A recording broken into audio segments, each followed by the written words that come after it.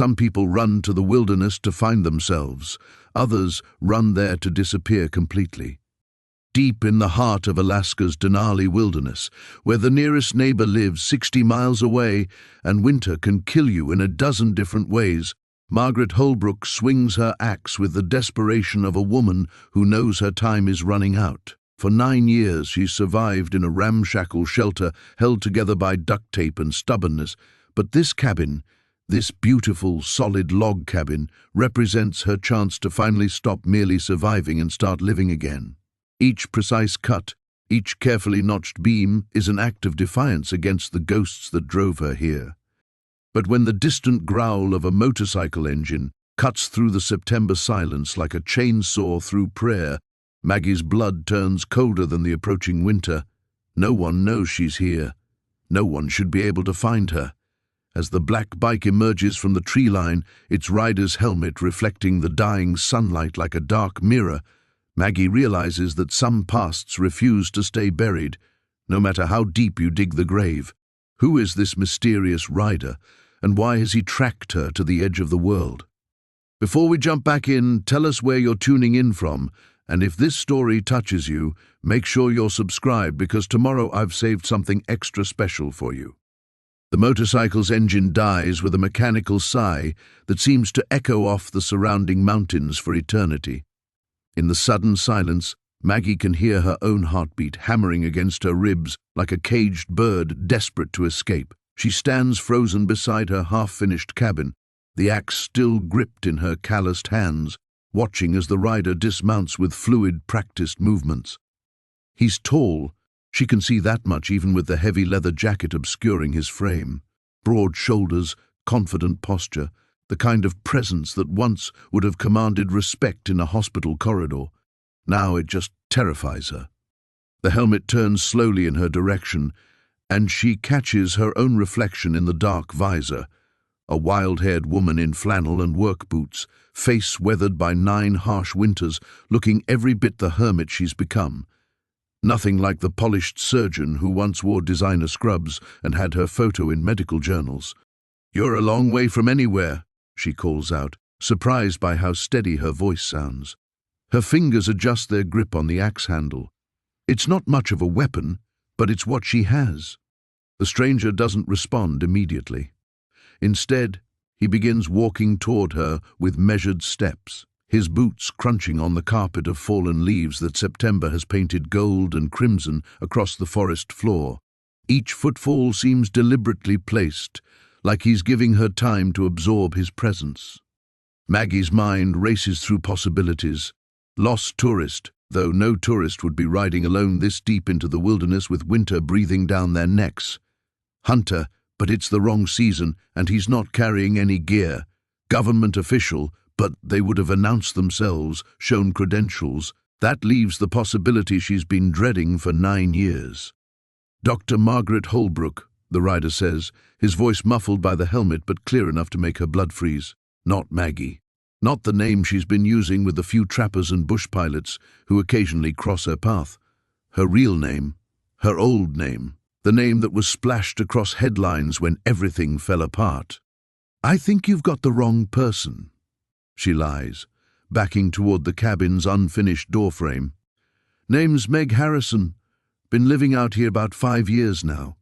The helmet tilts slightly, and she can imagine the knowing smile underneath. 5 years? Interesting. Because I was under the impression it had been closer to 9, since October 15th, 2014 to be precise. The date hits her like a physical blow. October 15th, the day the malpractice lawsuit was filed, the day her world imploded, the day she learned that Timothy Kowalski's family wouldn't rest until they destroyed her completely. Her retreat stops when her back hits the rough log wall of her cabin. 9 years of work, and she still only managed to get 3 walls up and part of a roof. Every summer she tells herself this will be the year she finishes it.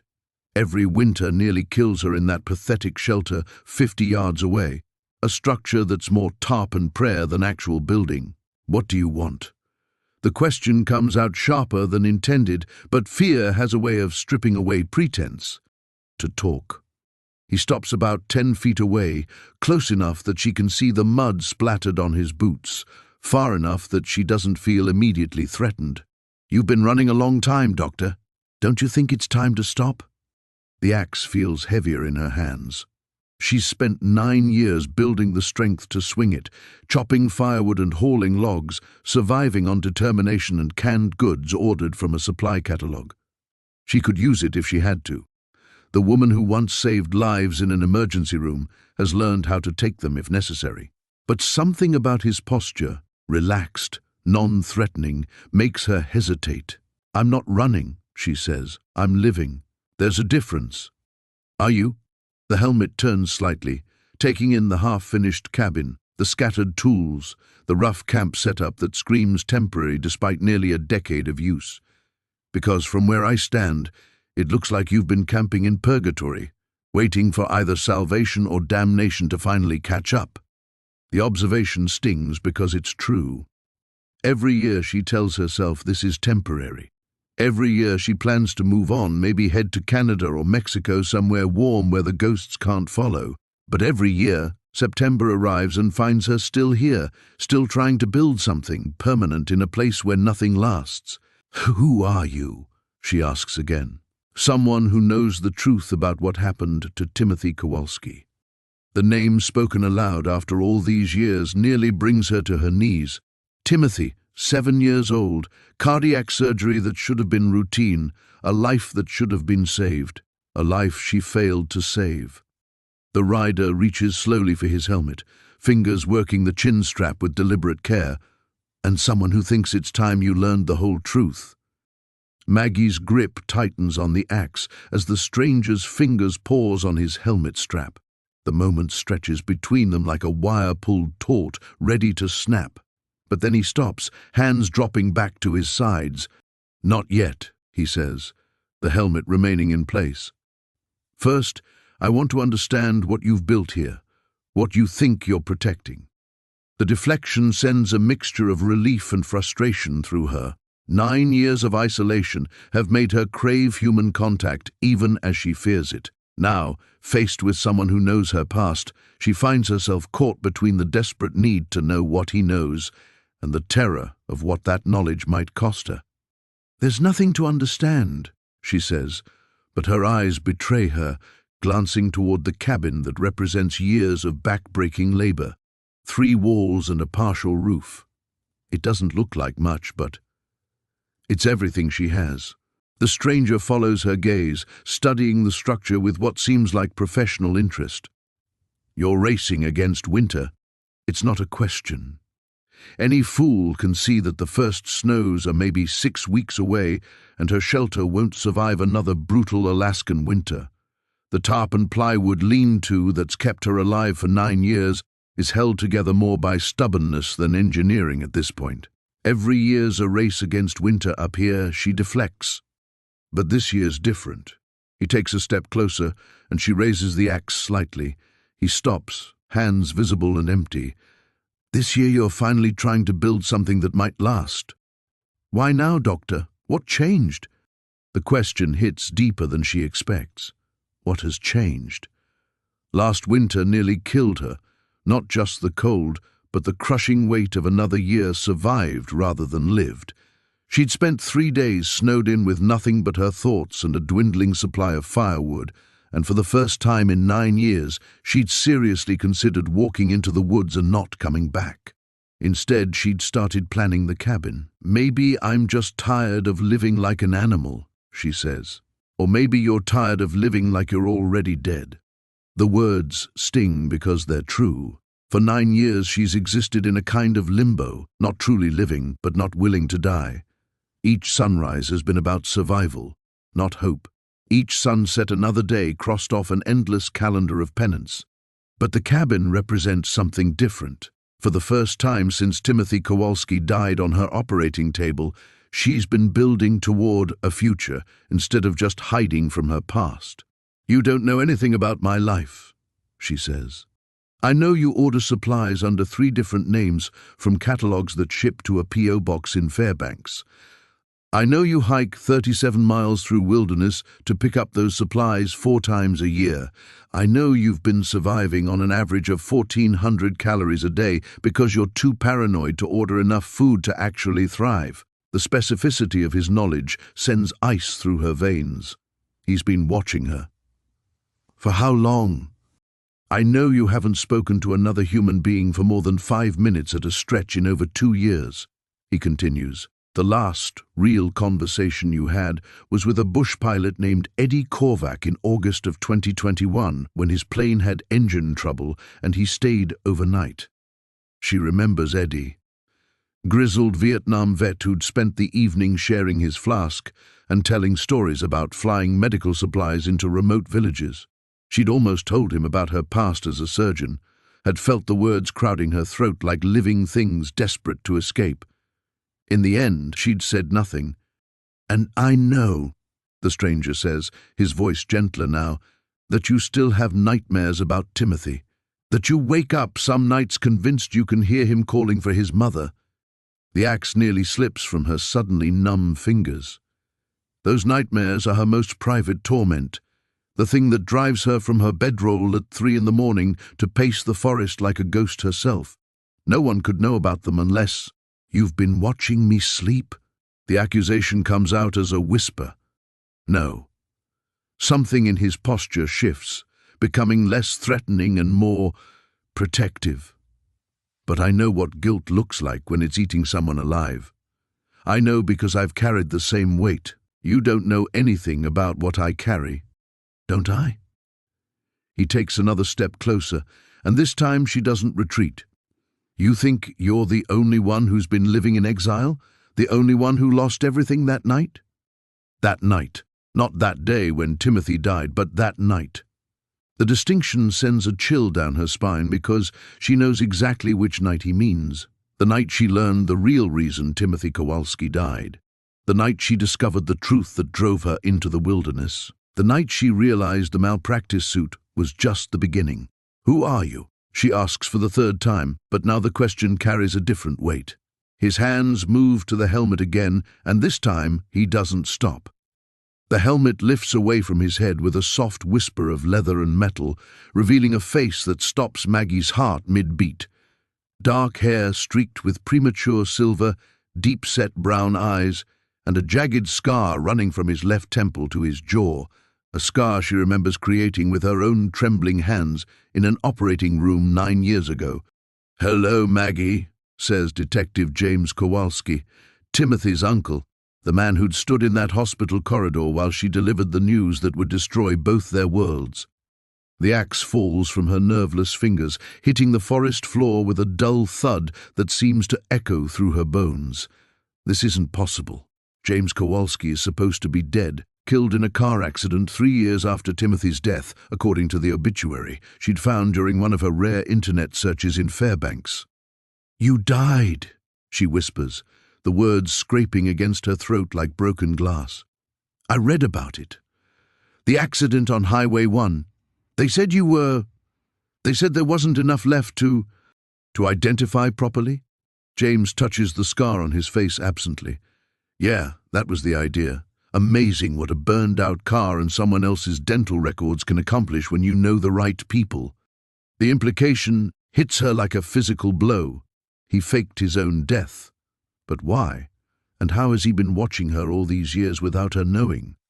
"The nightmares," she says, understanding flooding through her with sickening clarity. "You know about them because you have them too." Something flickers across his features. Pain. Guilt, recognition, every night for 9 years. Sometimes it's Timothy calling for his mother. Sometimes it's you, covered in his blood, telling me there was nothing more you could do. His voice drops to barely above a whisper. And sometimes it's me, pointing a gun at an innocent woman because I was too consumed with rage to see the truth. The memory crashes over her like a wave. That night, 3 months after the malpractice suit was filed, when James had appeared at her apartment door with death in his eyes and a service weapon in his hand. She'd thought he was there to kill her, and maybe he had been, but something had stopped him, something he'd learned that changed everything. You found out, she says, about the equipment failure, about Dr. Henley covering it up. James nods, his jaw tight with old anger. Found out my nephew didn't die because of your mistake.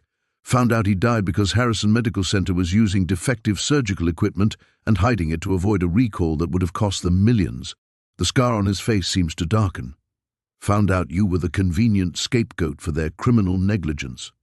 The truth hangs between them like a living thing, ugly and raw after years of burial. Timothy Kowalski had died because a faulty heart monitor had given false readings during surgery, causing Maggie to make decisions based on incorrect information. But Dr. Richard Henley, the chief of surgery, had buried the equipment malfunction report and let Maggie take the blame rather than expose the hospital's liability. You confronted Henley, she says, remembering the news reports from that time. Dr. Henley's mysterious disappearance, the speculation about gambling debts or a secret affair. But now she knows the truth. I confronted him, James confirms. And when he tried to run instead of facing what he'd done, he shrugs, but there's nothing casual about the gesture.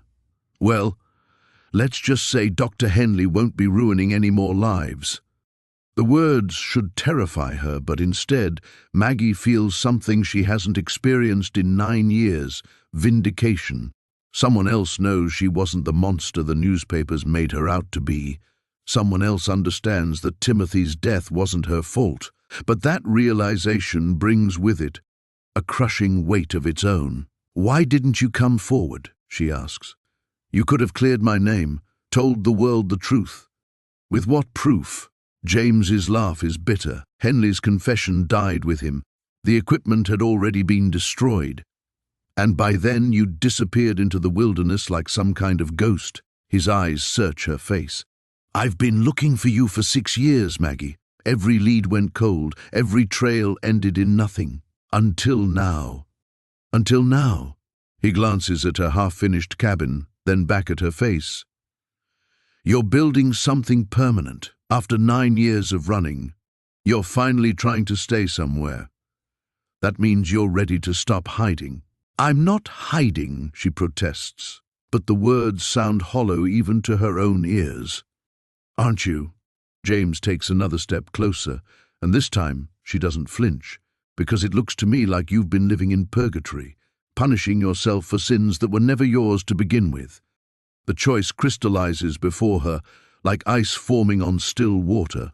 She can send him away, continue her exile, finish her cabin, and live out the rest of her days in the safety of solitude. Or she can trust this ghost from her past and face whatever consequences come with stepping back into a world that destroyed her once already. The wind picks up, carrying the scent of approaching snow. Winter is coming, and she has to decide, will she face it alone again, or is it time to finally come in from the cold? The scent of snow hangs heavy in the air between them, and Maggie finds herself caught in the impossible space between revelation and terror. James Kowalski stands before her like a ghost made flesh, offering absolution she's convinced herself she doesn't deserve. But absolution from him feels like a trap, no matter how desperately she's craved it. You don't understand, she says, backing toward the cabin's unfinished doorframe. I can't go back. There's nothing left for me out there. There's justice left, James counters. There's your life left. My life? The laugh that escapes her is raw, brittle. Look around, James. This is my life. 9 years of barely surviving, and it's still more than I deserve. She gestures toward her pathetic camp, the lean-to shelter held together with duct tape and prayers, the fire pit surrounded by salvaged logs, the half-finished cabin that represents her most ambitious attempt at hope in a decade.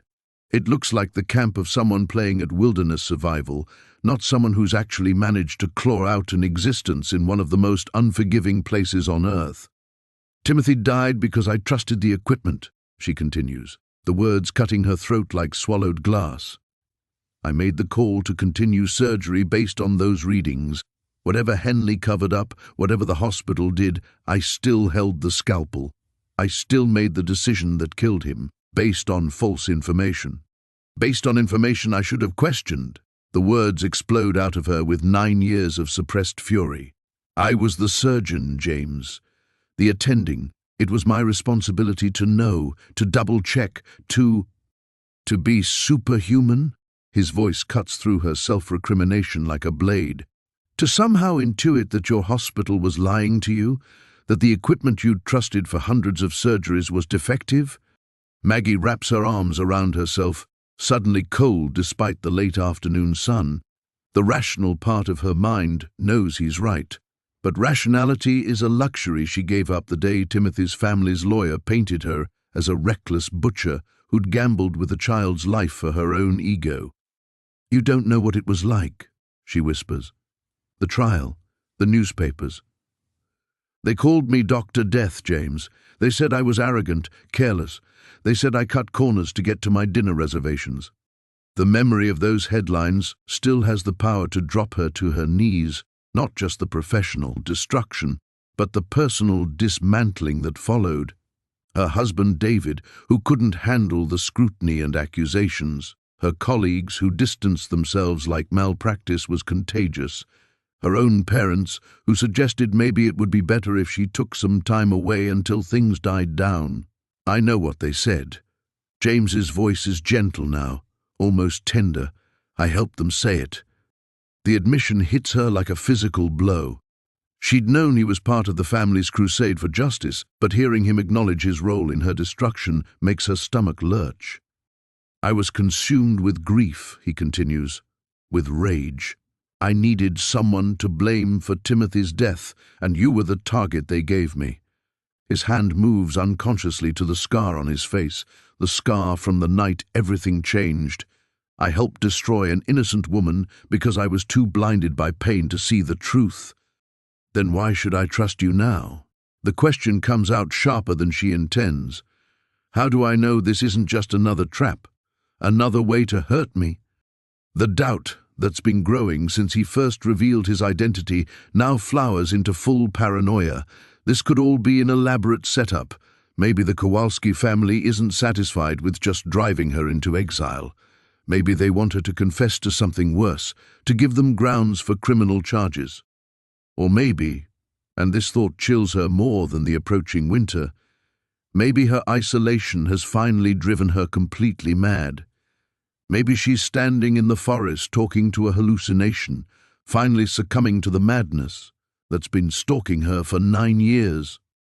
Because, James says, as if reading her thoughts, if I wanted to hurt you, I could have done it 100 times over the past 3 years.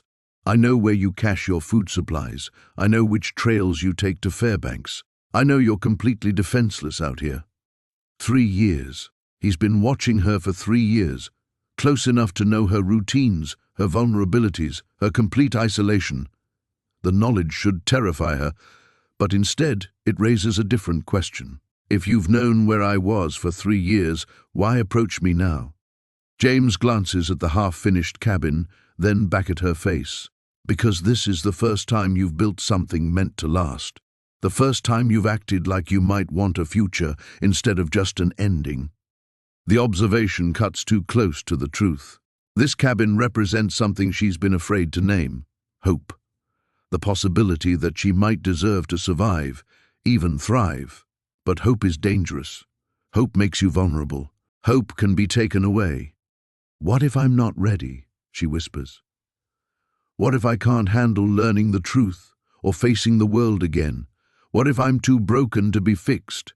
The wind picks up, rattling the trees around them and carrying the promise of the brutal winter ahead. James steps closer, his eyes never leaving her face. Then we'll find out together. The words hang in the crystalline air between them, together, and Maggie feels something fundamental shift inside her chest. 9 years of absolute solitude have made the concept seem as foreign and impossible as flight. Yet here stands this ghost from her destroyed past, offering partnership instead of punishment. Together, she repeats, testing the word like it might burn her tongue. Her voice cracks on the second syllable.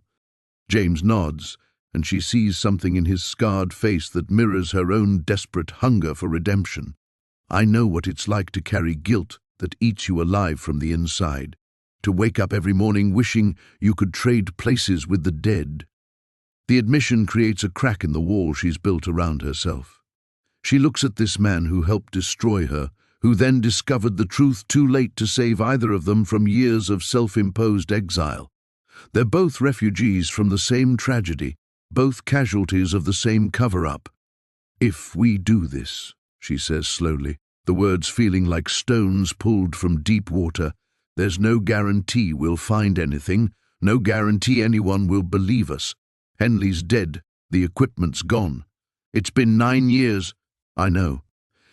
James's voice is steady, certain, but running hasn't worked for either of us. Hiding hasn't brought us peace. Maggie turns toward her half-finished cabin, studying the careful joints she's cut by hand, the logs she's hauled and fitted with obsessive precision. Every piece of this structure represents hours of physical labor that kept her mind from devouring itself. Building has been her meditation, her therapy, her only form of prayer. But it's also been her cage. "I can't just leave," she says, gesturing at the incomplete walls. "This place, it's all I have. We're not talking about leaving forever." James moves to stand beside one of the corner posts, running his hand along the smooth wood.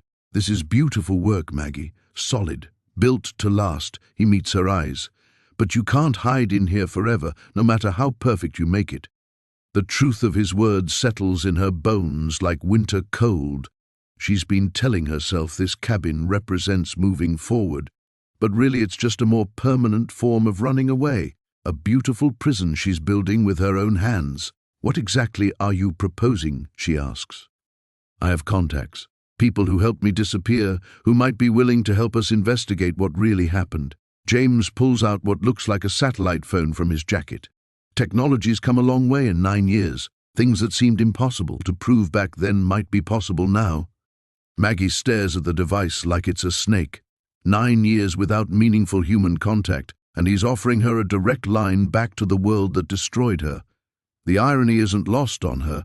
The same technology that allowed the media to tear her apart might now be the key to her salvation. "Even if we find proof," she says, "even if we can expose what really happened, that doesn't undo the damage. People still died because I trusted the wrong equipment. Families were still destroyed. Timothy's death wasn't your fault," James says with quiet intensity. "But if we do nothing, if we let this stay buried, then Dr. Henley wins. The hospital wins, and somewhere out there, maybe another surgeon is working with defective equipment, trusting the same people who threw you away to protect their profits." The thought hits her like a physical blow. In all her years of self-flagellation, she's never considered that her exile might be enabling the same system that destroyed Timothy, that her silence might be protecting the people responsible. The wind gusts harder now, sending golden leaves spiraling down around them like confetti at a funeral. Winter is perhaps 6 weeks away, maybe less. If she commits to finishing the cabin alone, she'll have to work 18-hour days in increasingly brutal conditions. If she commits to this journey with James, she'll have to leave her sanctuary unfinished and face a world that may not have forgiven her. But standing here, looking at this man, whose life was also shattered by lies and cover-ups, she realizes that forgiveness was never going to come from the outside anyway. It was never going to come from hiding. Maggie walks to her lean-to shelter and pulls out a worn duffel bag, the same one she carried into exile 9 years ago. Her hands shake as she begins placing items inside, the few photographs she's kept, a medical license that she's never thrown away despite everything, the journal where she's recorded every nightmare, every moment of doubt, every fragment of memory from that terrible night. "How long?" she asks without looking up. "As long as it takes." She zips the bag closed and turns back to face him. The half-finished cabin stands behind her like an incomplete thought, like a question she's finally ready to answer. "Then we'll find out together," she says, and steps across the threshold that will either lead her back to life or destroy what little peace she's managed to build in the wilderness. The motorcycle won't start. Maggie stands beside James as he kicks the starter for the fourth time, each attempt producing nothing but a grinding mechanical cough that echoes through the forest like a dying animal. The irony would be laughable if it weren't so perfectly cruelly fitting. The moment she finally commits to leaving her sanctuary, the universe conspires to trap her here. "Fuel lines probably frozen," James mutters, crouching beside the bike to examine something she can't see. Temperature dropped faster than I expected last night. The morning air bites at Maggie's exposed skin with a viciousness that promises winter's early arrival. Her breath forms white clouds that dissipate almost immediately, and the ground beneath their feet crunches with the first light frost she's seen this season. 6 weeks until winter, she'd estimated yesterday. Now it looks more like 4. "There's a trading post about 15 miles east," she offers, though the words taste like surrender. Old Henrik might have parts, or at least tools. James stands, brushing dirt from his knees, and she catches something in his expression that makes her stomach clench. Not just frustration, wariness. His eyes scan the tree line with the practiced intensity of someone who's learned that mechanical failures in remote places are rarely coincidental. "How many people know you're out here?" he asks quietly. "No one." The answer comes automatically, but even as she says it, Maggie realizes it's not entirely true. I mean, Henrik knows someone's been buying supplies, and there was a park ranger who spotted me 2 summers ago. But no one knows my name, my Dr. Margaret Holbrook? The voice comes from behind them, crisp and authoritative, carrying the kind of confidence that speaks of badges and backup. Maggie spins around to find a woman emerging from the trees, mid-40s, auburn hair pulled back severely, wearing a jacket that's too clean and too well-fitted for someone who's been hiking through wilderness. James's hand moves toward his jacket, but the woman raises her own hand in a gesture that's part greeting, part warning. "Agent Sarah Chen, FBI. She produces credentials with practiced efficiency. Dr. Holbrook, I need you to come with me." The forest seems to contract around them, pressing close like the walls of a trap. 9 years of paranoid isolation have taught Maggie to recognize the difference between coincidence and orchestration, and this has all the hallmarks of a carefully planned operation.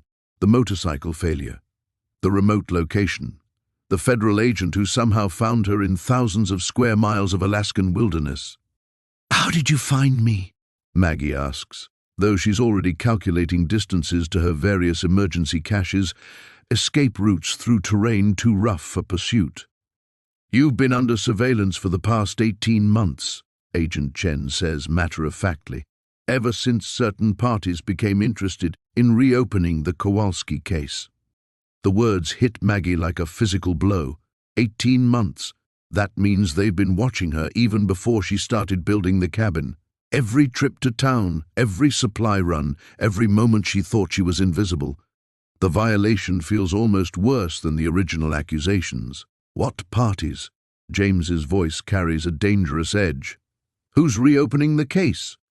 Agent Chen's gaze shifts to him with obvious recognition. "Mr. James Kowalski, officially dead as of 6 years ago, unofficially quite active in certain underground networks that the Bureau finds interesting." The pieces click together in Maggie's mind with sickening clarity. This isn't about vindication or justice. This is about leverage. Someone, the FBI, the hospital, or forces she can't even imagine, has been orchestrating this entire confrontation. James finding her, his offer to help clear her name, even her own decision to trust him. "You sabotaged the bike," she realizes aloud. "Remote electromagnetic pulse," Agent Chen confirms without a hint of apology. "Quite effective on older motorcycles. We needed to ensure you'd both be in one place when I arrived." The admission transforms the morning from threatening to genuinely terrifying. If the FBI has technology capable of disabling vehicles remotely, if they have been watching her for over a year, then her isolation was never real. Her sanctuary was always an illusion. Her freedom always conditional on someone else's agenda. "What do you want?" James asks. "What I want is irrelevant." Agent Chen steps closer, her boots crushing frost-brittle leaves. What my superiors want is Dr. Holbrook's cooperation in a federal investigation into medical device fraud, conspiracy, and murder. Murder. The word hangs in the air like a death sentence, not malpractice, not negligence, murder. Someone killed Dr. Henley to keep him quiet, Agent Chen continues. Someone with the resources to fake deaths, manipulate evidence, and eliminate witnesses. Someone who's been very interested in making sure Dr. Holbrook stays buried in the wilderness where she can't ask inconvenient questions. Maggie looks at James, seeing her own growing horror reflected in his scarred features. They'd thought they were taking control of their story, choosing to seek justice. Instead, they've walked directly into someone else's trap. The forest around them no longer feels like sanctuary. It feels like a cage whose door has finally swung shut. The forest seems to press in from all sides, ancient spruces becoming silent witnesses to a confrontation that Maggie knows will reshape everything. Agent Chen stands with the casual confidence of someone holding all the cards while the morning frost continues its relentless advance across the ground, winter claiming territory with each passing minute.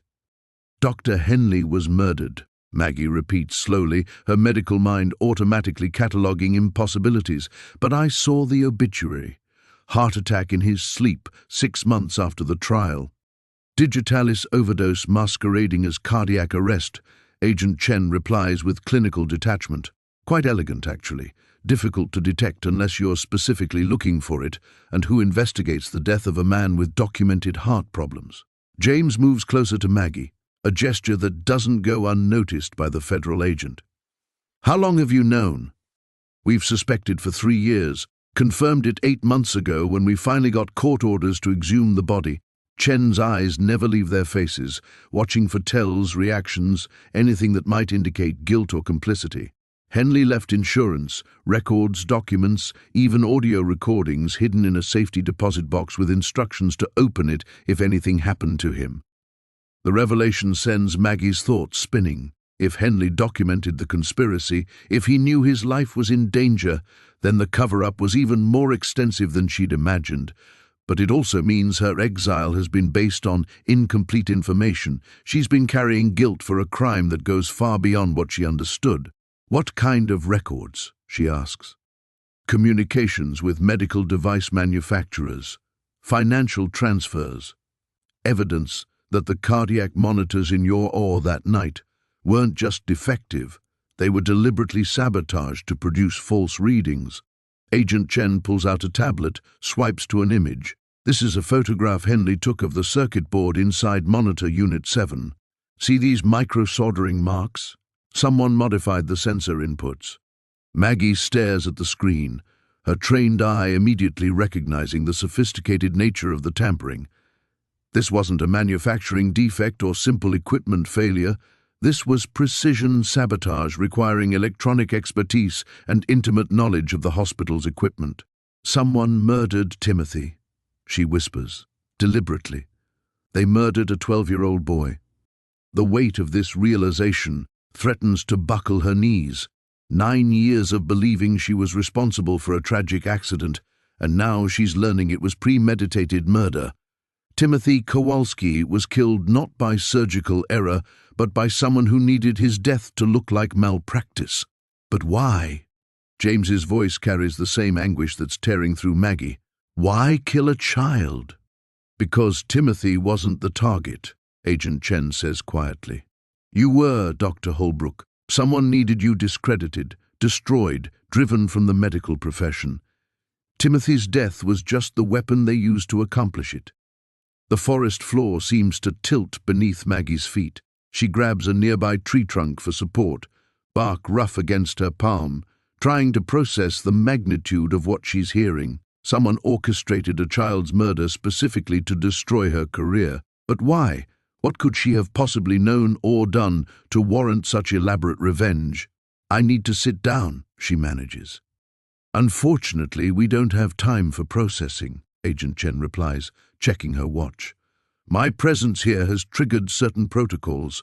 By now, the people responsible for this conspiracy know we've made contact. They'll be mobilizing resources to ensure this investigation never sees daylight." As if summoned by her words, a distant sound drifts through the morning air, the rhythmic thrum of helicopter rotors, still far off but growing steadily louder. James immediately moves to position himself between the women and the approaching aircraft, his hand reaching inside his jacket. "Friends of yours?" he asks Agent Chen with deadly calm. Absolutely not. The federal agent's professional composure cracks for the first time, revealing genuine concern. "That's coming from the south, private airfield outside Fairbanks.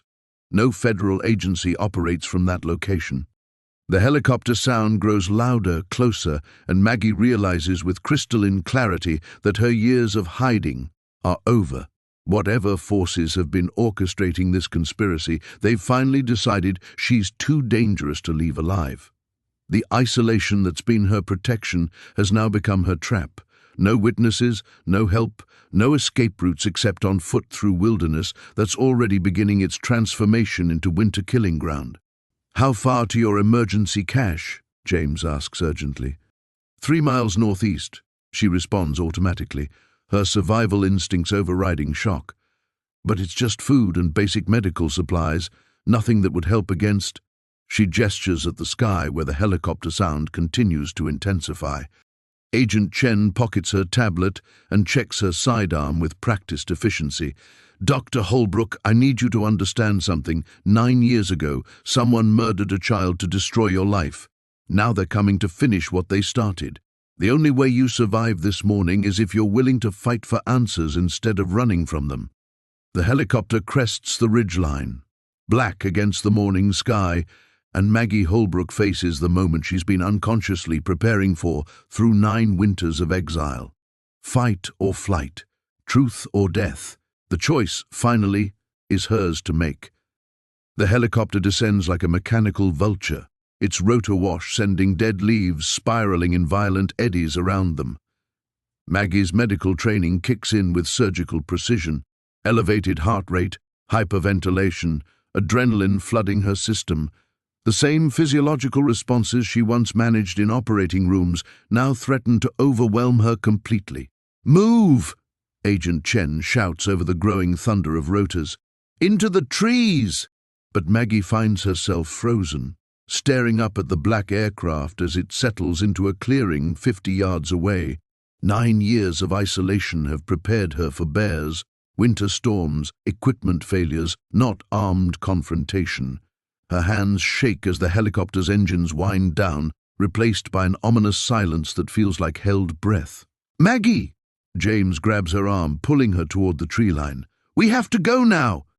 The cabin she's spent months building stands behind them, half-finished walls reaching toward a sky that no longer holds promise but threat. Every log she's hauled, every joint she's cut with obsessive precision, every splinter and blister, all of it suddenly meaningless. The life she's been constructing piece by careful piece is about to be obliterated. 2 figures emerge from the helicopter, men in tactical gear, moving with military efficiency.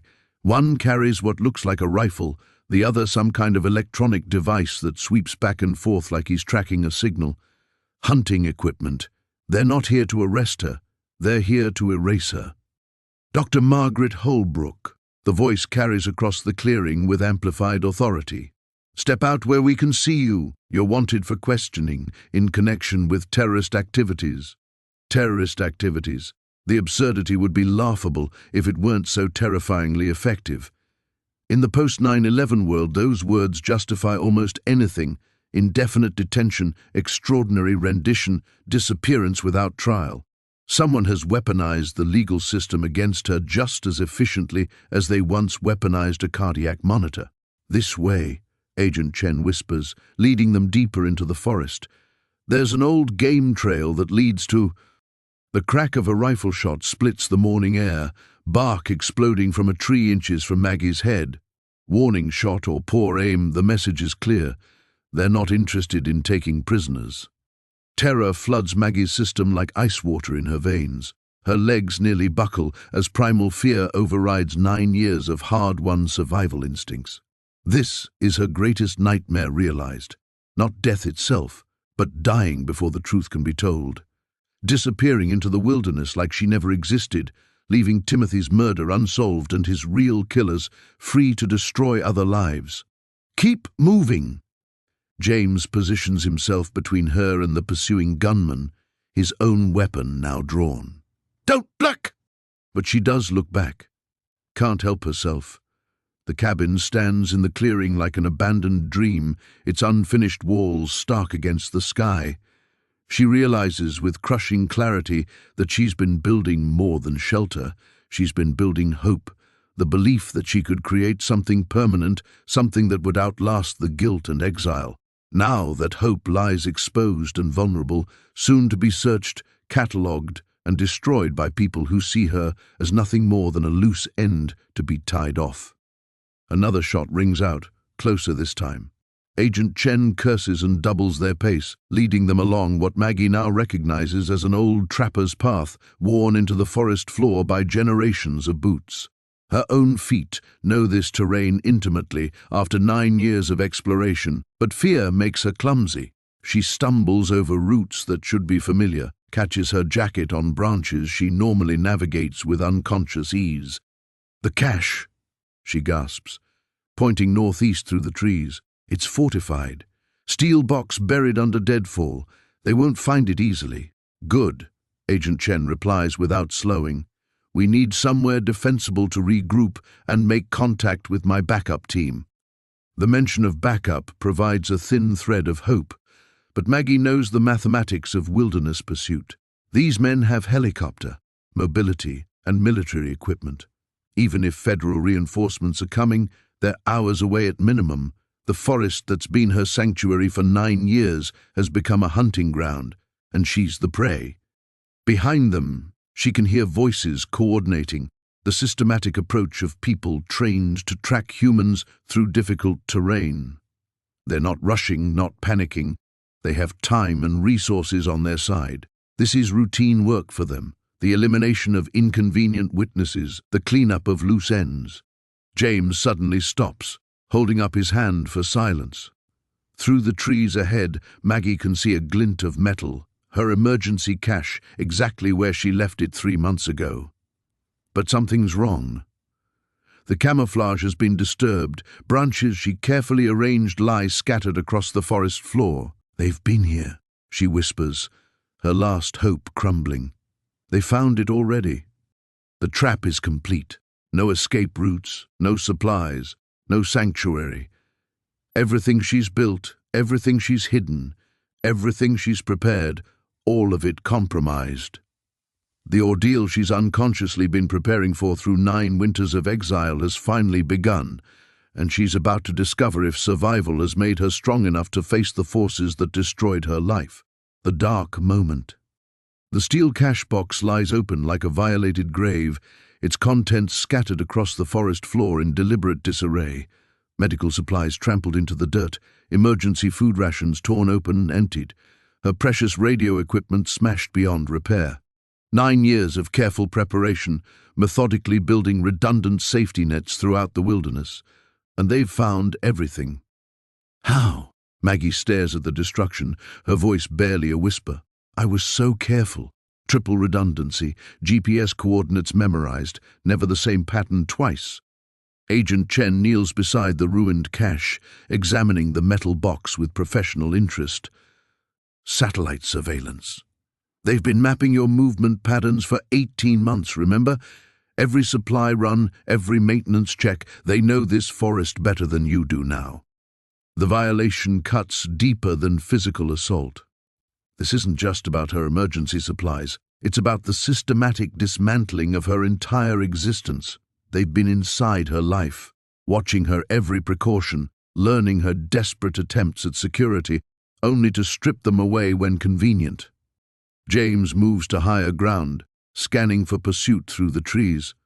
Movement 200 yards south. They're taking their time, staying spread out. Professional hunters. They know their quarry has nowhere to run, no resources left to access. The helicopter provides aerial oversight, while ground teams eliminate escape routes one by one. Maggie realizes with sick clarity that her pursuers have turned her own survival expertise against her. Every cache she's built, every emergency protocol she's developed, has become a roadmap for her destruction. "My backup equipment," she says suddenly, hope flickering. "There's another cache at Devil's Ridge, 5 miles north. Heavier gear, winter survival equipment." Agent Chen shakes her head grimly. "They'll have found it too. These people have had access to federal surveillance resources for over a year. Satellite imagery, signal intercepts, probably ground-penetrating radar to locate buried containers." She kicks at the scattered medical supplies. "This isn't random violence, Dr. Holbrook. This is systematic erasure." The words hit Maggie like a physical blow. Systematic erasure. Not just her death, but the obliteration of any evidence she ever existed out here. The cabin will be dismantled or burned. The caches will be cleaned out completely. Her body will disappear into the wilderness. Another tragic victim of Alaska's unforgiving environment.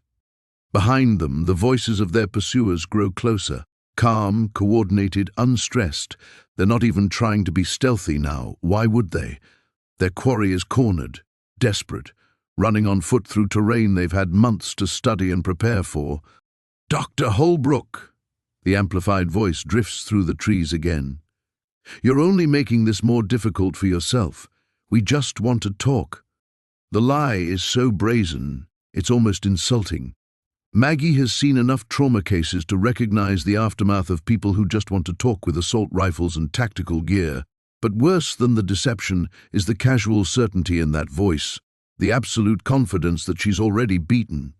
Her medical bag, the one constant companion through 9 years of isolation, lies torn open beside the cache. Surgical instruments scattered like broken dreams across the forest floor. The scalpels she's kept meticulously sharp. The suture materials that have stitched countless small injuries back together, the medications that have fought off infection and pain, all of it contaminated now, ground into the dirt by boots that see no value in healing.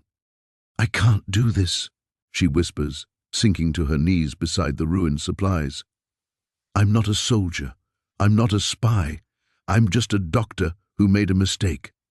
"You didn't make a mistake," James says fiercely, moving back to her side. "They murdered that boy and used his death to destroy you. You're not the criminal here." But knowledge of innocence feels hollow against the reality of superior firepower and resources. What does truth matter when the people with guns and helicopters control the narrative? When federal agencies can be corrupted, when evidence can be manufactured, when 12-year-old children can be murdered to serve someone's agenda? Agent Chen checks her weapon again, counting ammunition with the grim efficiency of someone calculating odds. "My backup is still hours away. Radio's been jammed since the helicopter arrived. We're on our own until nightfall at minimum." Nightfall. Maggie looks up through the forest canopy at a sky that promises early winter darkness, temperatures already dropping toward levels that will kill as efficiently as any bullet. Her pursuers have thermal imaging, military-grade equipment, helicopter support. She has a torn jacket, running shoes, and the growing certainty that 9 years of exile have ended not in redemption but in a shallow grave. The sound of breaking branches grows closer, methodical, patient, inevitable. Everything she's built is gone. Everyone who might have helped her is either dead or compromised. The truth she's spent 9 years hiding from has finally caught up, not to vindicate her, but to bury her permanently. All seems lost. The first shot comes from the northeast, not at them, but over their heads, the crack of the rifle echoing through the forest canopy. Then another from the southwest, and another from behind them. Maggie's blood turns to ice water. "They're surrounding us." But Agent Chen is smiling, checking her watch with something that looks almost like relief. "No," she says quietly, "those aren't warning shots." The amplified voice that had been calling for Maggie's surrender suddenly cuts off mid-sentence, replaced by urgent shouting in what sounds like tactical radio chatter. The methodical advance through the forest has stopped. She can hear running now, confusion, someone barking orders that sound more defensive than predatory. James raises his weapon, but Agent Chen puts a hand on his arm. Friendly fire. My backup arrived early. But you said... I said radio communications were jammed. Agent Chen's professional composure has returned, but there's something else in her expression now. A grim satisfaction that makes Maggie's stomach clench. I didn't say I hadn't expected this exact scenario. The helicopter's engines roar back to life, rotors spinning up with urgent intensity. Through the trees, Maggie can see the aircraft lifting off rapidly, abandoning whatever ground team had been deployed. Running. You knew, Maggie whispers, the realization hitting her like a physical blow. You knew they were coming. You used me as bait. Agent Chen doesn't deny it. 3 months of investigation couldn't get us close to the people responsible for Timothy Kowalski's murder, but threatening their primary target, the woman they've spent 9 years trying to erase, that got them to expose themselves completely. The tactical chatter in the distance grows more frantic. Someone is screaming about federal agents, about blown operations, about extraction points that have been compromised. The hunters have become the hunted, and their panic carries through the forest like wildfire. The cache, Maggie says suddenly, staring at the scattered medical supplies. It wasn't really destroyed, was it? This was all theater. Very good, Doctor. Agent Chen begins collecting the supposedly ruined equipment, revealing that the damage is mostly cosmetic. Torn packaging, scattered contents, but the actual supplies intact underneath. We've been monitoring this location for 2 weeks, waiting for them to make their move. The moment they touched your emergency supplies, we had them for conspiracy, destruction of evidence, and about 12 federal crimes. I'll let the lawyers enumerate. James lowers his weapon, but his eyes remain hard. So Maggie was just what? Collateral damage if your plan went wrong. My plan was always to keep Dr. Holbrook alive long enough to testify. Agent Chen's voice carries no apology. These people have murdered witnesses before. Traditional protection protocols don't work against an enemy with access to federal resources and unlimited funding.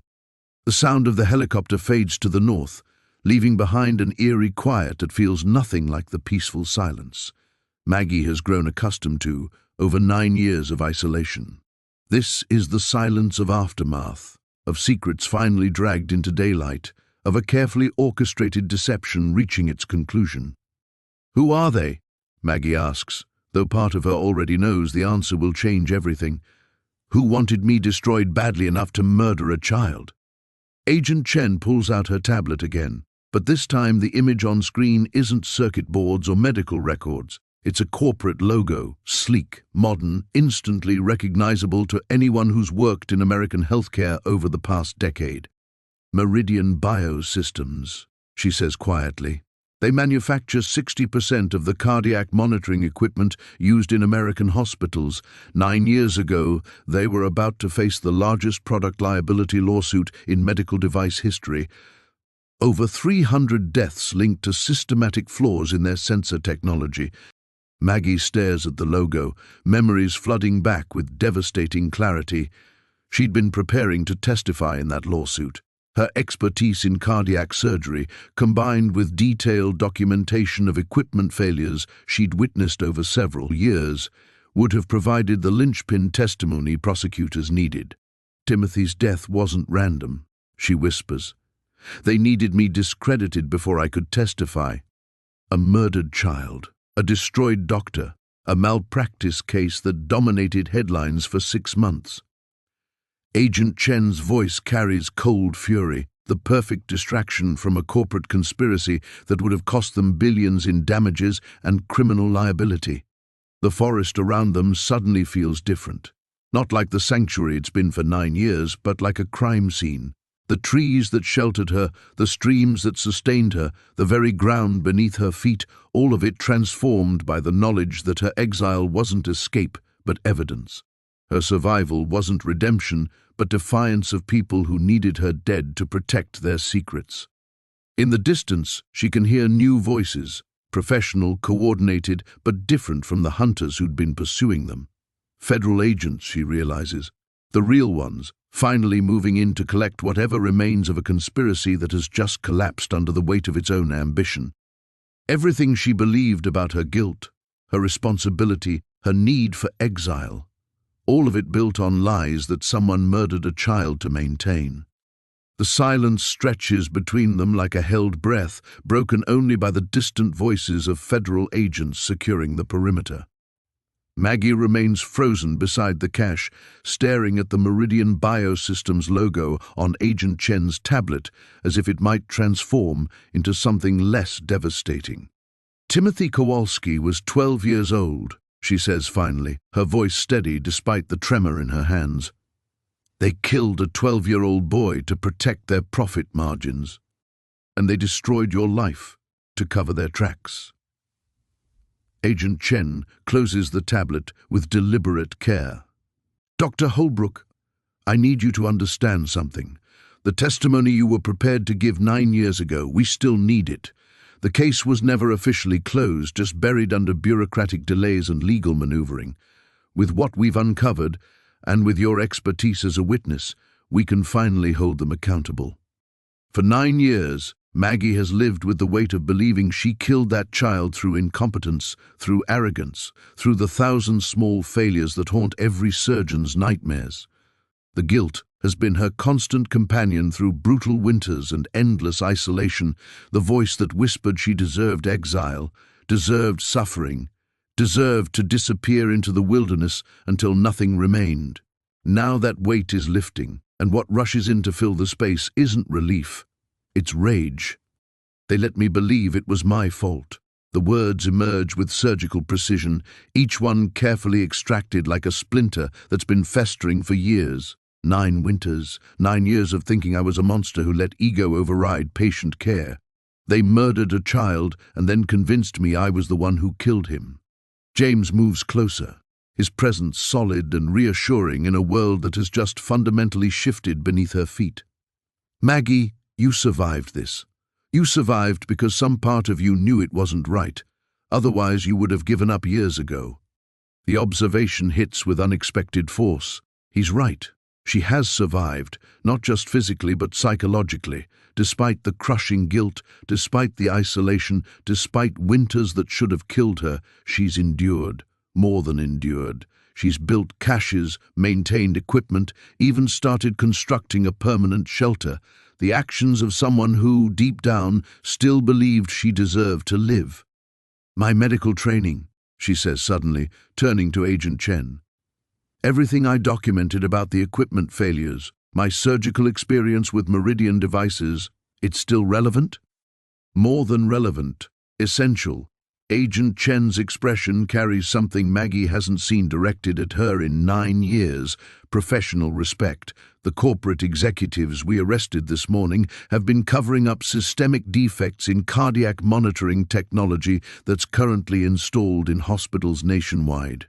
Your testimony could prevent hundreds of future deaths.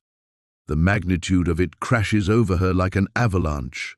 Not just justice for Timothy, not just vindication for herself, but the opportunity to practice medicine again, real medicine, the kind that saves lives instead of haunting them. The possibility of redemption through service rather than suffering. Agent Chen pulls a satellite phone from her pack, the first reliable communication device Maggie has seen in years. I can have a medical transport helicopter here within 4 hours. Get you to Anchorage, then to a secure facility where you can begin preparing testimony. Full federal protection, complete medical evaluation, psychological support services. Civilization. Hot showers and warm beds and food that doesn't come from a can. Medical journals to catch up on 9 years of advances in cardiac surgery. The chance to use her hands for healing again instead of just survival. But Maggie finds herself looking back through the trees toward her unfinished cabin, toward the life she's spent 9 years building in this impossible place. The water wheel she engineered to power her generator, the greenhouse she designed to grow vegetables through Alaskan winters, the surgical instruments she's kept sharp and sterile despite having no patients to treat. The cabin, she says quietly. I was almost finished. James follows her gaze, understanding passing between them without words. It'll wait. This place will wait. Agent Chen checks her watch with bureaucratic efficiency. Dr. Holbrook, I don't want to pressure you, but the legal proceedings will move quickly now that arrests have been made. The longer we delay, the more opportunity their defense teams have to prepare countermeasures. The federal agent is right, and Maggie knows it. Timothy Kowalski has been waiting 9 years for justice. Other families, other children, are at risk from the same defective equipment that killed him. Her personal attachment to this wilderness sanctuary, however hard-won, cannot outweigh those obligations. But for the first time since James arrived on his motorcycle, since Agent Chen appeared with her revelations, since the helicopter shattered her morning peace, Maggie feels something she'd almost forgotten. Choice, not the desperate choices of survival, but the deliberate decision of someone whose life has meaning beyond mere existence. She straightens, feeling vertebrae align with the precision born of 9 years carrying heavy loads through difficult terrain. Her voice, when she speaks, carries the authority of someone who has endured the unendurable and emerged stronger. Get me that helicopter. The satellite phone crackles to life in Agent Chen's hands, its digital display showing full signal strength, a small miracle of technology that feels almost alien after 9 years of complete isolation. Maggie watches the federal agent punch in coordinates with practiced efficiency, her voice crisp and professional as she requests immediate medical transport to their location. Confirmed. 4 hours to arrival, Chen reports, ending the call. They'll have a full medical team aboard, plus additional security personnel. The moment you step on that aircraft, Dr. Holbrook, you'll be under federal protection. 4 hours. Maggie calculates the time automatically, her mind already shifting into the methodical planning mode that has kept her alive through countless crises. 4 hours to gather what matters, to say goodbye to a life that has been both prison and sanctuary, to prepare for a confrontation she's been avoiding for nearly a decade. I need to go back to the cabin, she says, surprised by the steadiness in her own voice. There are things I have to collect. James straightens beside her. I'll come with you. No. The word emerges with surgical authority, cutting through his protective instincts before they can fully form. This is something I need to do alone. 9 years of preparation. I won't walk away from that without gathering what I've learned. Agent Chen nods with professional understanding. We'll secure the perimeter and maintain communication. But Dr. Holbrook, 1 hour maximum. The longer we stay in one location, the greater the risk of additional complications. The walk back through the forest feels different now, charged with the weight of endings and beginnings. Every tree, every stream, every familiar landmark carries the bittersweet recognition of goodbye. This wilderness has been her teacher, her tormentor, her salvation, and now it's becoming her past. The cabin stands exactly as she left it this morning, half-finished walls reaching toward a sky that promised completion. The logs she split and fitted with her own hands, the foundation she leveled through sheer determination, the careful engineering that would have seen her through the coming winter, all of it abandoned now for a greater purpose. Inside her temporary shelter, Maggie moves with practiced efficiency. Her medical journals, every notation and observation, carefully maintained despite having no colleagues to share them with.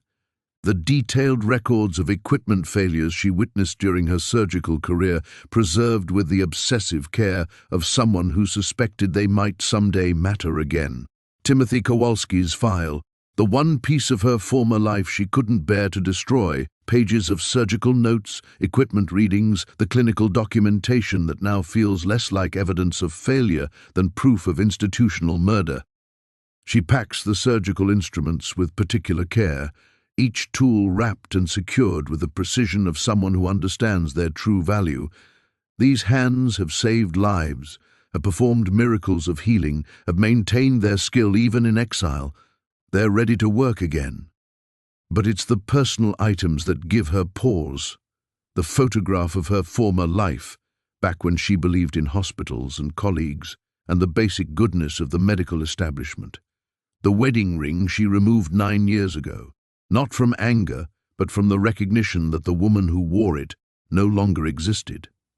The small totems of survival she's collected, stones from significant moments, pressed flowers from her first successful garden, the simple proof that beauty could emerge even from isolation. Outside, the sound of rotors grows distant as the corporate helicopter retreats to whatever safe harbor murderers and conspirators call home. Good, let them run, let them lawyer up and prepare their defenses and count their blood money. They've had 9 years to feel secure in their victory. Now it's her turn to hunt. The realization stops her cold. Hunt.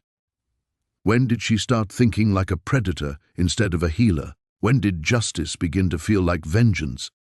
The answer comes immediately, the moment she understood that Timothy Kowalski died not from medical error but from corporate malice. The moment she realized that every winter of self-imposed suffering, every night of guilt-driven insomnia, every occasion she denied herself basic comfort or human connection, all of it built on lies designed to protect people who murder children for profit. They wanted her broken. They wanted her silent. They wanted her dead.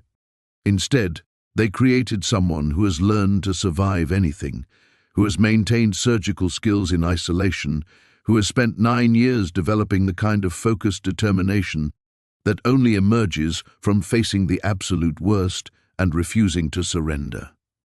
Maggie shoulders her pack and takes one final look around the shelter that has been home, fortress, and monastery. Tomorrow she'll be in Anchorage, surrounded by lawyers and federal agents and the complex machinery of justice. Next week, she'll likely be in a courtroom, facing the people who destroyed her life and murdered Timothy Kowalski. But today, she's still the woman who survived 9 Alaskan winters alone, the woman who kept her surgical skills sharp without patience to practice on, the woman who maintained hope despite having every reason to abandon it. That woman is more than ready for whatever comes next.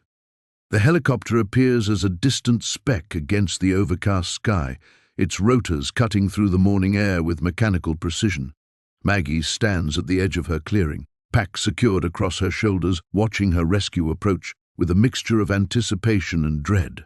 This machine will carry her back to a world she hasn't inhabited in 9 years, a world of courtrooms and testimony, of corporate lawyers and federal prosecutors, of justice systems that failed her once before.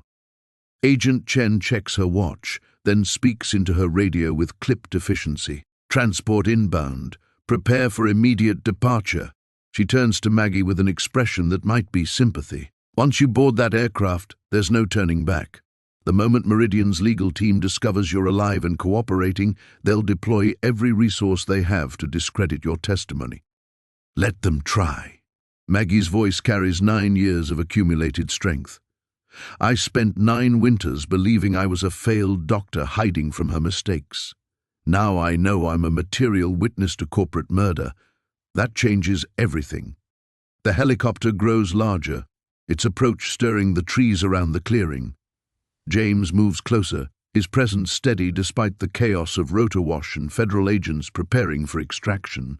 What happens when this is over? After the testimony, after the trials? The question stops her cold. For 9 years, survival has been her only goal, making it through each winter, maintaining her shelter, preserving her sanity in isolation. She hasn't thought beyond vindication, beyond the moment when Timothy Kowalski's death is finally recognized as murder rather than malpractice. I don't know, she admits. 9 years ago I was Dr. Margaret Holbrook, trauma surgeon, wife, member of society. Then I was just Maggie, the woman who killed a child. Now I'm about to become a federal witness against one of the largest medical device manufacturers in the world. I have no idea who I'll be when that's finished. The helicopter touches down with mechanical thunder, its rotors whipping the clearing into a frenzy of displaced air and scattered debris. Medical personnel emerge from the aircraft. A flight nurse, a physician, a paramedic, their movements coordinated with the efficiency of professionals who've extracted witnesses from hostile territory before. Dr. Holbrook? The physician approaches with careful respect, speaking loudly over the rotor noise. I'm Dr. Sarah Martinez, flight surgeon. We're going to need a complete medical evaluation during transport, blood work, cardiac monitoring, psychological assessment. 9 years of isolation requires careful reintegration protocols. Maggie nods, recognizing the clinical thoroughness she once practiced herself. These people understand that her body and mind have adapted to extreme conditions, that returning to civilization is a medical procedure requiring supervision and care. Agent Chen appears beside the aircraft, shouting over the engine noise. Final preparations. Once we're airborne, communication protocols change. Dr. Holbrook, you'll be briefed on federal protection procedures and legal proceedings during flight. The moment has arrived, the final test of 9 years of survival preparation. Every winter that didn't kill her, every piece of medical knowledge she preserved in isolation, every day she chose to live despite overwhelming guilt, all of it has led to this single choice. Board the helicopter and face the people who murdered Timothy Kowalski, or remain in the wilderness and let corporate conspirators continue killing children. But as Maggie steps toward the aircraft, the medical team waiting to receive her, she realizes this isn't really a choice at all. It's the inevitable conclusion of a journey that began the moment she refused to let 9 Alaskan winters break her spirit. "Dr. Holbrook," James calls out, his voice barely audible over the rotors. "The cabin. I'll make sure it's here when you get back." The promise hits her with unexpected force. Not if you get back, but when. The assumption that she'll survive whatever comes next, that she'll want to return to this place that shaped her into someone capable of fighting monsters in corporate boardrooms. She turns back one final time, taking in the unfinished cabin walls, the forest that taught her endurance, the clearing where James first appeared to shatter her isolation with impossible revelations. This wilderness has been her university, her monastery, her testing ground. Now it's time to apply everything she learned. The flight surgeon extends her hand as Maggie approaches the helicopter. "Ready, doctor?"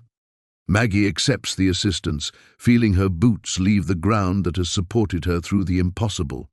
As the aircraft lifts off, carrying her toward anchorage and federal protection and the complex machinery of justice, she watches her clearing shrink below until it becomes just another patch of Alaskan wilderness. But she carries its lessons with her. 9 years of learning that survival requires more than endurance. It requires the willingness to face the truth, no matter how devastating. It requires the courage to fight, even when the enemy seems impossibly powerful.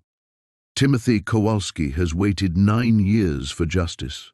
The corporate executives who murdered him are about to discover that their carefully constructed conspiracy has created its own nemesis. A woman who has learned to survive anything and is no longer afraid of the truth.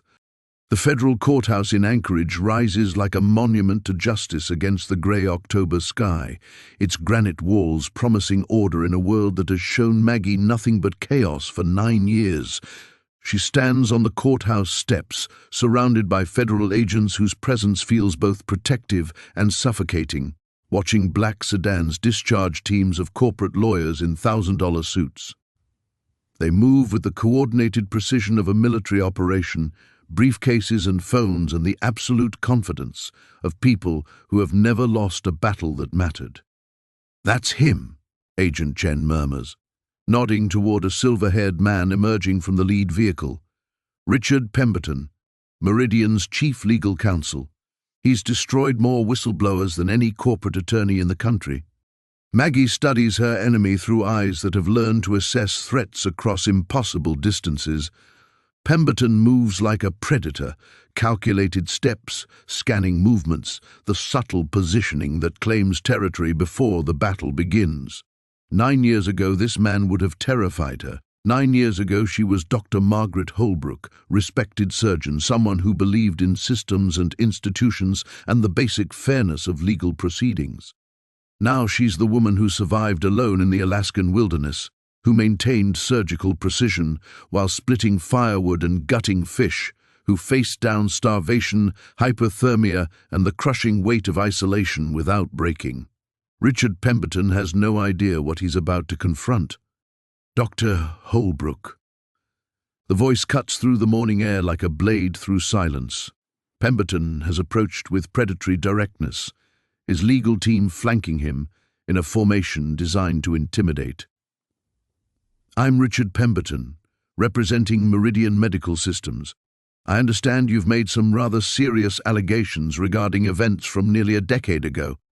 The confrontation Maggie has been avoiding for 9 years is finally here, not in a courtroom with rules and procedures, but on courthouse steps where corporate power meets federal protection. She can smell expensive cologne mixed with the sharp scent of ambition, can see the calculation behind Pemberton's professionally sympathetic expression. Allegations? Maggie's voice carries 9 winters of accumulated strength. I call them facts.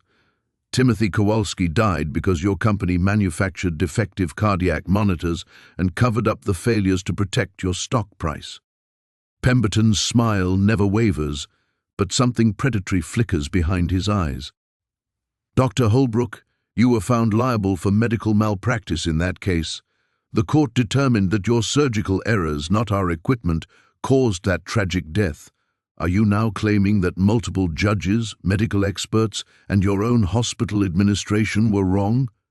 The attack is surgical in its precision, designed to trigger the guilt and self-doubt that drove her into exile, to resurrect the broken doctor who fled into the wilderness rather than face the consequences of her failures.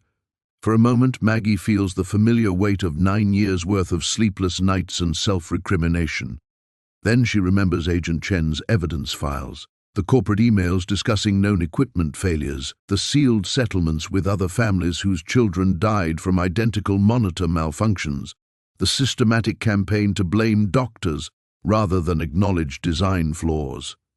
I'm claiming that your company murdered a 6-year-old boy and then spent 9 years trying to destroy anyone who might expose the truth. Maggie steps closer, her voice dropping to the surgical whisper she once used in operating rooms where lives hung in the balance. But you made one mistake, Mr. Pemberton. You let me live. You let me spend 9 years learning exactly how strong I am when everything else is stripped away. For the first time, uncertainty flickers across the attorney's polished features. This isn't the broken, guilt-ridden doctor his files describe. This is someone who has been tested by forces far more brutal than corporate intimidation and emerged unbroken. Furthermore, Maggie continues, her voice gaining momentum like an avalanche gaining mass, I've spent 9 years maintaining my surgical skills without a single patient to practice on. I've preserved every piece of medical evidence from Timothy's case. I've documented every equipment failure I witnessed during my career, and I've had a very long time to think about how your company's conspiracy killed that child. Federal agents move closer, their presence a physical reminder that corporate power has limits when federal law enforcement decides to enforce them. Agent Chen appears at Maggie's shoulder, her expression professional but satisfied. Mr. Pemberton, Chen interjects smoothly, I believe you'll find Dr. Holbrook's testimony rather comprehensive.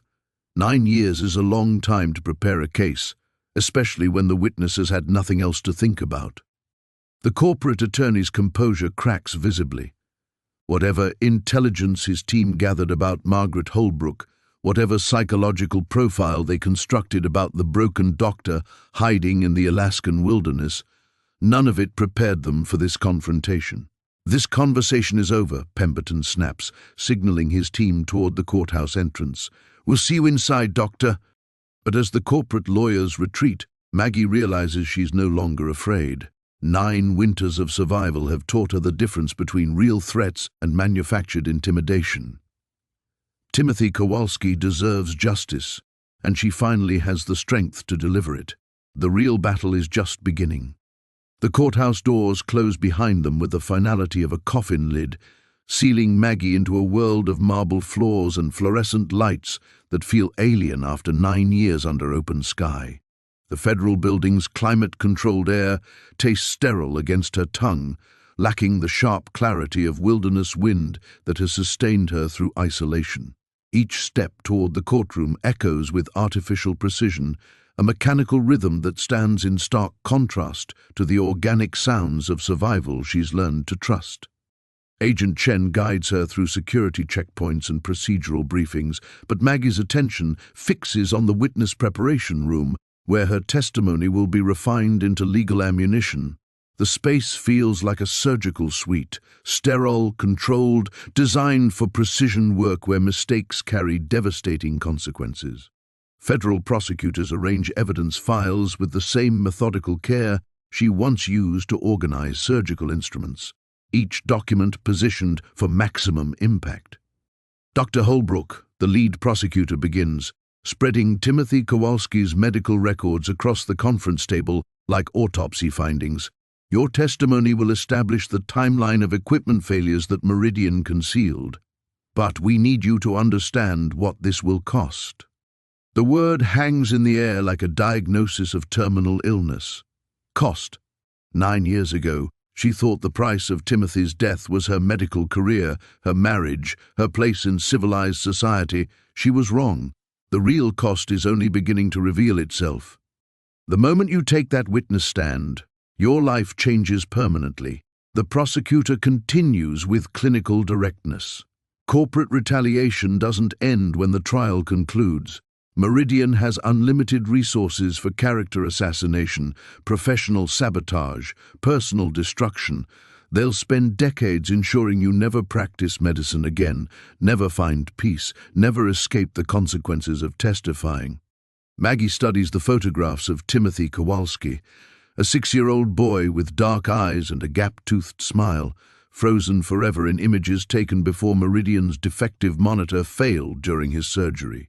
This child trusted her to save his life. His parents trusted her to bring their son home safely. The medical system trusted her to recognize equipment failures and respond appropriately. Instead, she performed flawless surgery while faulty monitors provided false readings, leading her to make decisions based on corrupted data. Timothy died not from surgical error but from corporate conspiracy, and she spent 9 years in exile believing herself a killer rather than a victim. What you're really asking, Maggie says slowly, her voice carrying the measured cadence of someone who has learned to weigh life and death decisions in absolute isolation, is whether I'm willing to sacrifice any chance of returning to medicine in exchange for exposing the truth about Timothy's murder. The prosecutor nods with respectful gravity. Your medical license was suspended, not revoked. After 9 years with proper rehabilitation and testimony in a federal case, reinstatement becomes possible, but only if you remain silent about Meridian's role in this child's death. The moment you testify, they'll ensure you never practice medicine again. The choice crystallizes with brutal clarity. She can remain silent, cooperate with federal prosecutors in peripheral ways that don't directly implicate Meridian, and potentially rebuild the medical career that defined her identity for 30 years. Or she can tell the complete truth about Timothy Kowalski's death and accept that her surgical skills, maintained with obsessive dedication through 9 winters of isolation, will never again serve living patients. Surgery was her calling, her art, her deepest expression of healing in a broken world. The operating room was where she transformed training and intuition into miracles of precision, where damaged bodies became whole through the careful application of knowledge and skill. Even in exile, she practiced surgical techniques on fallen animals, maintained her dexterity with improvised instruments, preserved her abilities with the faith that someday she might heal again. Now she must choose between personal redemption and justice for a murdered child. But the decision feels inevitable, shaped by 9 years of learning who she becomes when everything else is stripped away. The woman who survived Alaskan winters alone, who maintained hope despite overwhelming isolation, who chose to live rather than surrender, that woman cannot protect her own interests while Timothy Kowalski's killers continue manufacturing defective equipment that murders other children.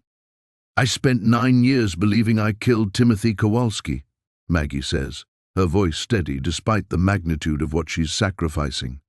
I'll spend the rest of my life knowing I helped deliver justice for him. Some things matter more than personal redemption. The prosecutors exchange glances that confirm what she already understood. This testimony will end any possibility of returning to medicine. Corporate power reaches into licensing boards, hospital administrations, professional organizations. Meridian will ensure her surgical skills become permanently irrelevant. Outside the conference room windows, Anchorage spreads beneath grey October clouds, the urban landscape vast and complex after years of wilderness simplicity.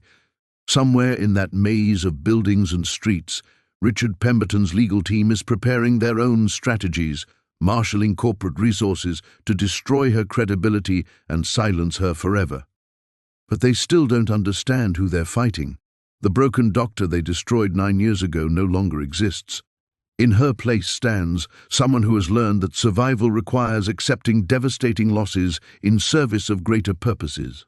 Timothy Kowalski's justice demands this sacrifice. She offers it willingly. The silence that follows her declaration feels sacred, weighted with the gravity of irrevocable decisions. The federal prosecutors begin organizing documents with renewed urgency, their movements sharper now that they understand the weapon they're wielding. Agent Chen's expression carries something approaching reverence. She's witnessed transformations before, but rarely this complete, this willing. "We'll need 3 days to prepare your testimony for maximum impact," the lead prosecutor says, his voice respectful of what she's just sacrificed. "Meridian's legal team will spend that time trying to find leverage against you. They'll investigate your 9 years in isolation, looking for evidence of mental instability, substance abuse, anything to undermine your credibility." Maggie almost laughs at the absurdity. Mental instability? She spent 9 winters maintaining surgical precision while living in conditions that would break most people within months. Substance abuse? Her only intoxication has been the clear air of absolute solitude, the harsh beauty of survival stripped to its essence. "Let them investigate," she says, understanding finally that her exile has become her greatest strength. "Every day I survived alone is proof that I can endure anything they might do to me now."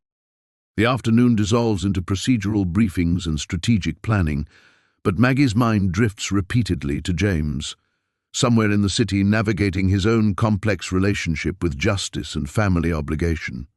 His father's deathbed revelation about Meridian's conspiracy created the chain of events that brought her here, transformed her from hermit to reluctant crusader. She wonders if he understands the magnitude of what his pilgrimage to her clearing has set in motion. Through the conference room windows, she watches Anchorage's evening lights begin to flicker on, each illuminated window representing lives she's forgotten how to comprehend. Families sharing dinner, children doing homework, couples discussing ordinary problems that seem impossibly complex after years of reducing existence to its fundamental requirements. The urban rhythm feels alien, overwhelming in its manufactured complexity. When the prosecutors finally release her to federal protection, the safe house they've arranged feels like a cage constructed from good intentions. Clean sheets, running water, electric lights, luxuries that should comfort but instead remind her how far she's traveled. From the woman who once took such things for granted, the silence here lacks the purposeful quality of wilderness quiet. It's empty rather than full, sterile rather than alive. She finds herself at the bedroom window, staring toward the mountains where her unfinished cabin waits beneath October stars.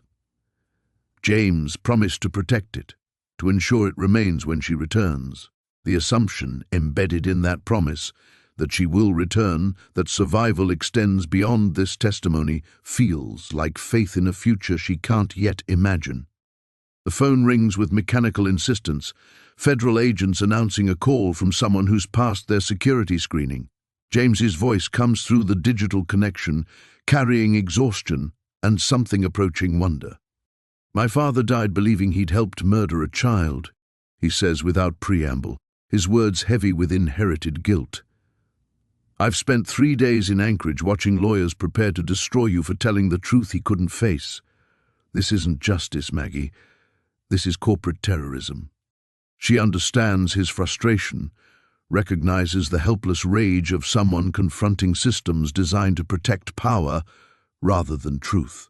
But 9 years of isolation have taught her patience that extends beyond immediate outcomes, the long view that survival requires.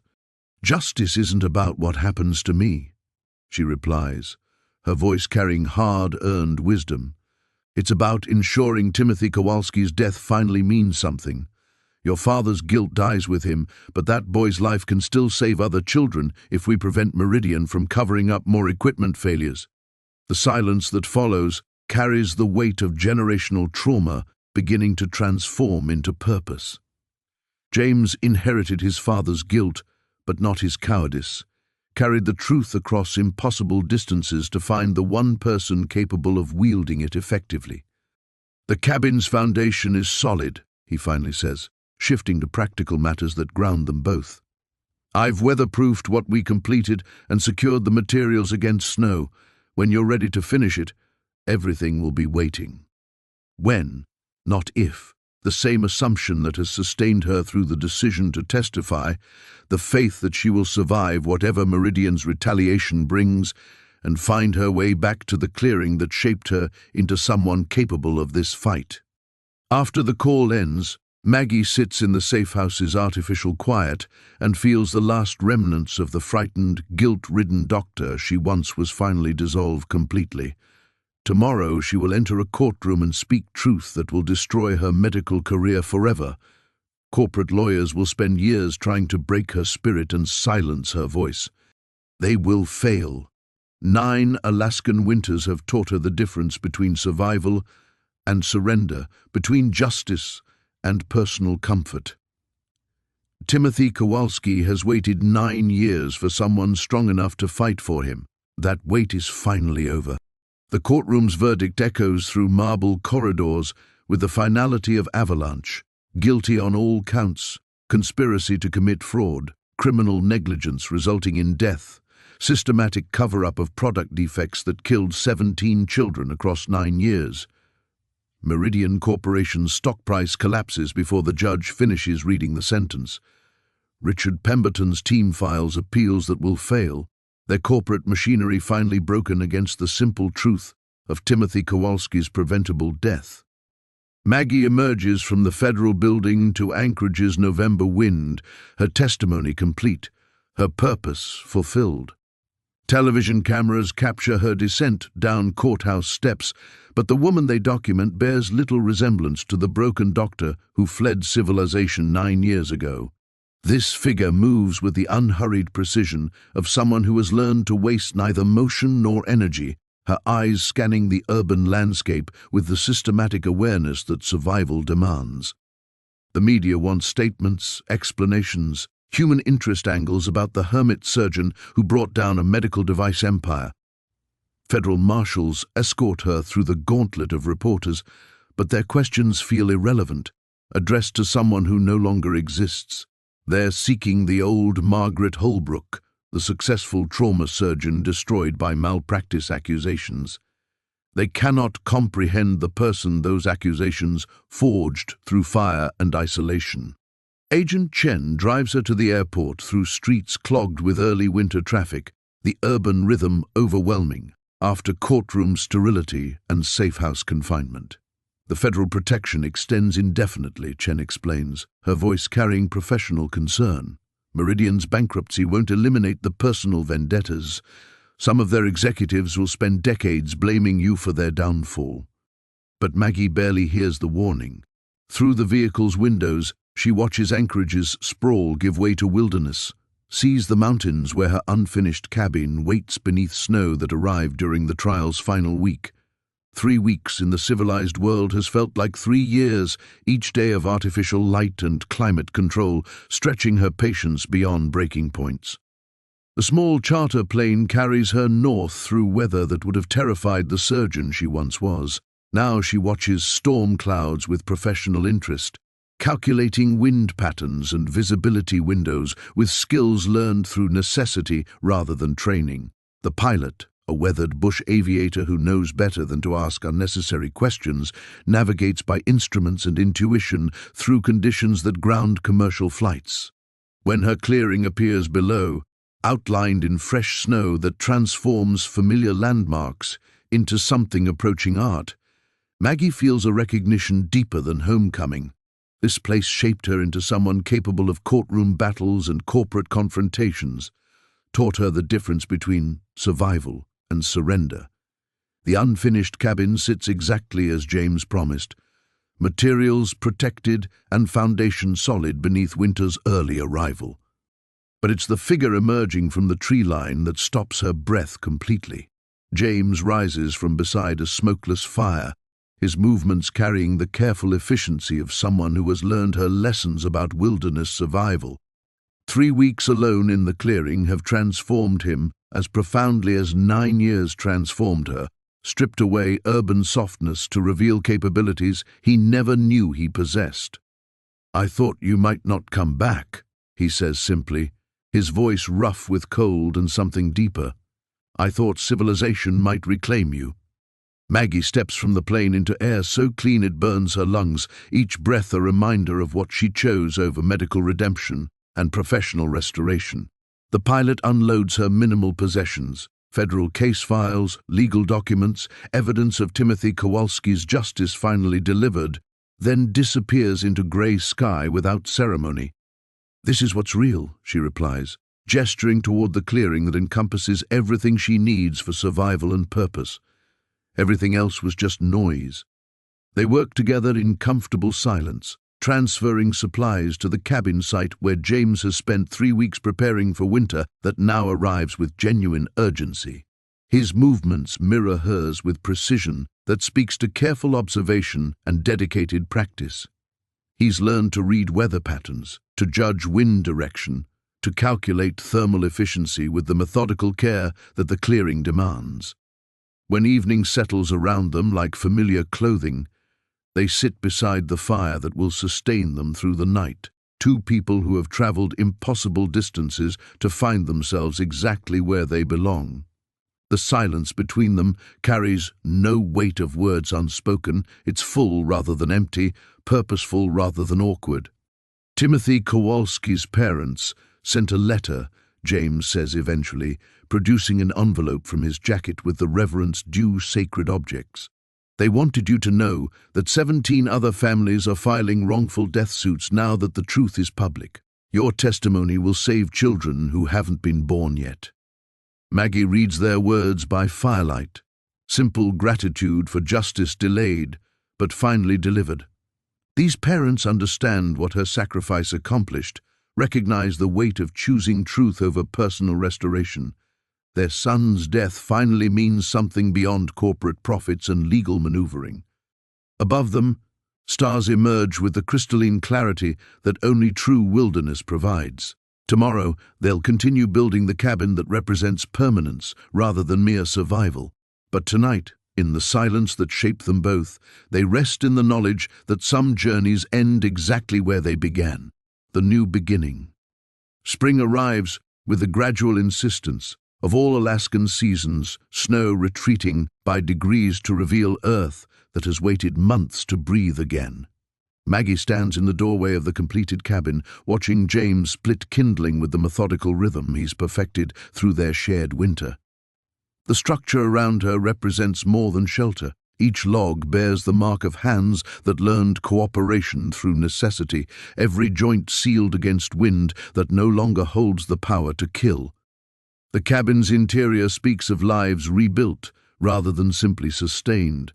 Medical textbooks share shelf space with wilderness survival manuals, their pages marked with notes that bridge 2 forms of healing. The surgical instruments she maintained through 9 years of exile now rest beside tools for building and growing, precision repurposed but never abandoned. "Letter from Dr. Martinez at Anchorage General," James says, returning from the woodshed with arms full of split cedar. His beard carries frost despite the warming air, evidence of morning's lingering bite. They're expanding the rural medicine program, full funding approved. Maggie reads the formal invitation with hands steadied by months of shared labor. The hospital wants her expertise for training doctors who'll serve Alaska's most isolated communities, teaching skills that textbooks can't convey.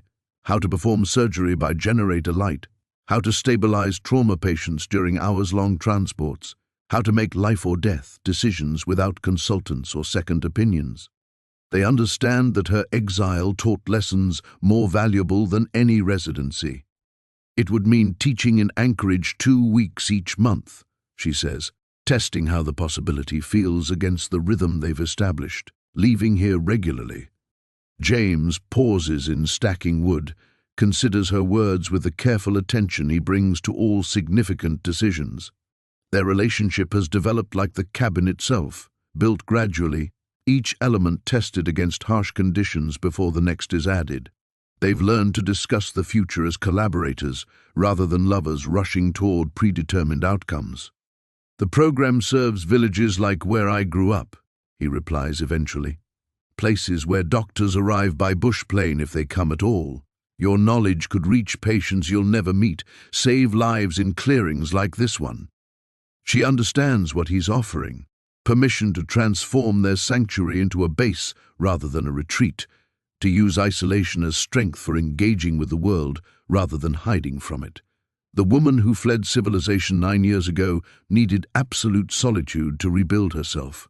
The person she's become can carry that solitude wherever healing work demands. Outside their windows, the clearing shows signs of intentional cultivation. James has expanded the garden beyond simple vegetables, adding medicinal plants that grow wild in regions he remembers from childhood.